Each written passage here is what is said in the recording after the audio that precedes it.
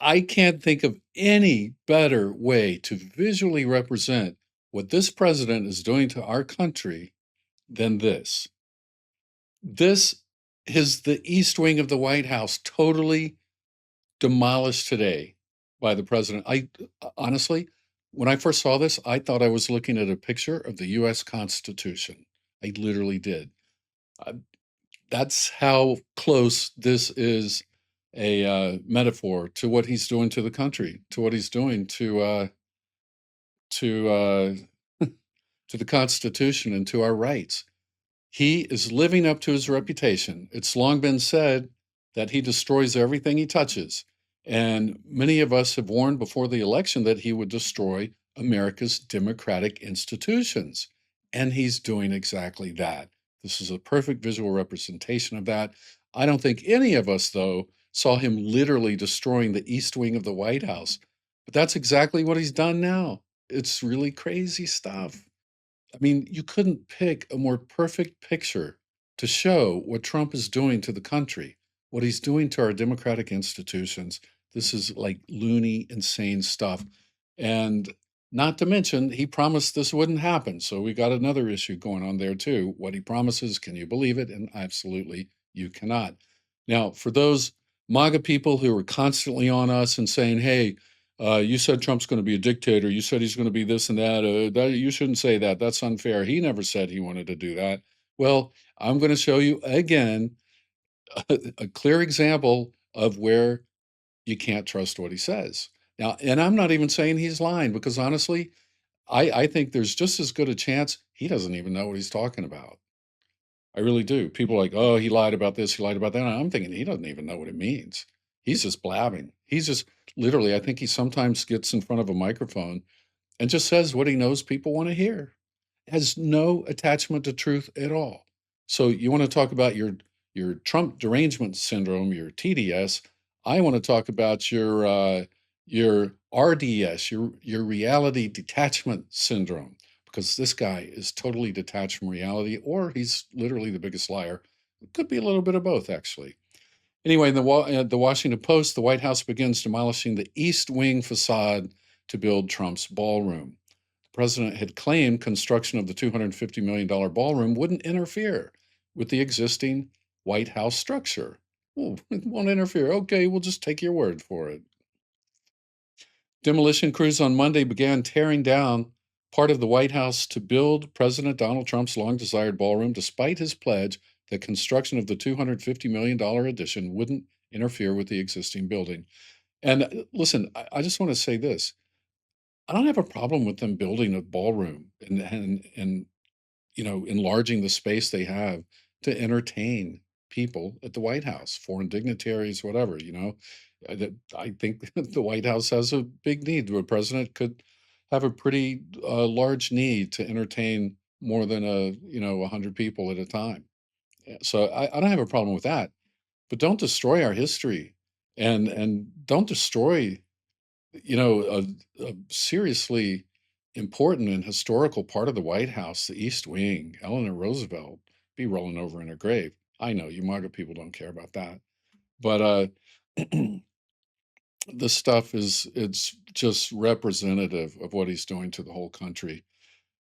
Governor Gavin Newsom posted Trump's priorities: bulldozing the White House, check; reopening the government, nope, no chance, no chance. So, after a photograph of the demolition was first published on Monday by the Washington Post and drew wide attention, the Treasury Department on Monday evening instructed employees not to take and share photos of the White House construction without permission. And I'm sure that permission will be immediately forthcoming, don't you think? I mean, they know how bad this looks. Why? That's why they're saying no photos. They're literally saying, if you work around here, you cannot take photos of this, because they're all for transparency in government and they have nothing to hide. When you have nothing to hide, why do you have to say no photos? All right, somebody at the White House, let me see who this was. Oh, this was the president himself. Look what he said back in July when he signed the executive order to build this ballroom. He said, the building of the ballroom won't interfere with the current building, which is the White House. It won't be. It'll be near it, but not touching it, and pays total respect to the existing building, which I'm the biggest fan of. Trump said during an executive order signing in July. It's my favorite. It's my favorite place. I love it. So he loves it. Okay, that's nice. These words completely meaningless. Don't get on us when we say, "Hey, we think he's going to do this and do that," and then jump all over us and say, "Oh, you never said that." No, he's proven time and time. I mean, thousands of times a year, literally, that he can't be trusted. His words can't be trusted, whether he's lying or he doesn't know what he's talking about. I don't really care. I just know you can't trust what the man says. Trump originally estimated the project would cost $200 million to build, but has since upped that to $250 million. All right, so much for the master builder who always comes in under budget. I mean, he comes in under budget because he doesn't pay the contractors. I literally hope these guys who agreed to build this are getting paid up front. I really do, because if if if they're not getting paid up front, how in the world do you think, with Trump totally controlling all the courts and the federal courts and the Department of Justice, how in the world could they ever sue for it? How could they? They can't. So get your money up front, guys.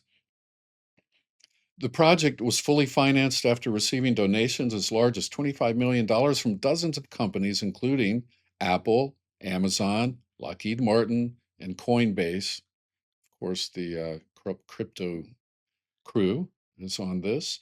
Amazon, okay, so anyway, Jeff Bezos owns the Washington Post.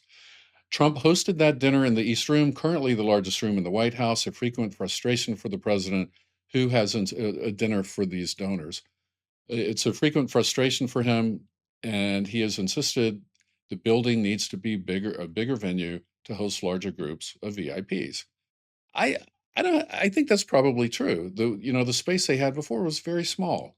It was elegant and small. This is going to be gaudy and large. If they could do elegant and large, I don't think it would be that big of a problem, especially if they didn't tear away our history by tearing away the White House. He said I was going to build a beautiful, beautiful ballroom like I have at Mar-a-Lago. Yeah, that's what we need, Mar-a-Lago at the White House, right? The Alternative National Park Service announced the East Wing was first added in 1942 under Franklin Delano Roosevelt, primarily to provide office space for the First Lady's staff and to conceal a newly built, get this, to conceal a newly built underground bunker known as the Presidential Emergency Operations Center, the PEOC, during World War II. Okay. So we got some comments. We're pretty good here. This lady, oh, sorry, that's a man with a woman's picture, probably his wife or something. He says, when you start gutting the house, you're renting. That's what you get. And then this person says, edited to say, I posted his words. So he posted his words claiming that he would not hurt the White House. Because, in my opinion, there is no room for ambiguity in presidential communications. If he says it, he can own it. That's right. So let's make him own this. Okay? He promised he wouldn't do this. Now, why don't we make him own it? Let's tell people he broke his promise. Another broken promise by the president who's probably broken more promises than any other president in history. Page says, where's he going to hide during the next protest if the bunker is gone? Okay, that's a pretty good comment. Yeah, what's he going to do when the bunker, or is he building a larger ballroom to build a gigantic bunker now? Now, how the heck is all that noise going on? Sorry about that. Hey, sorry.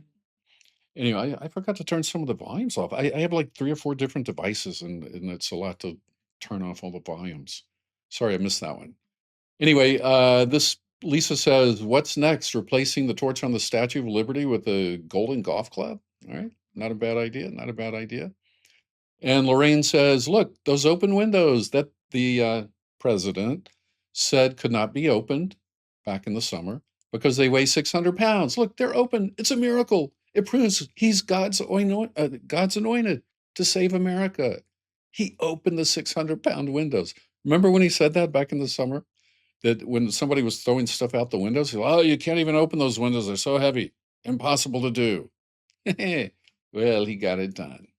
That's him. He gets the job done eventually in a way that destroys everything in his path. Well, that's it for today. That's really all I had. Although that's not all that's going on. There's a lot going on for sure. But I'm Jonathan Burton, and I appreciate you watching, and I will see you next time.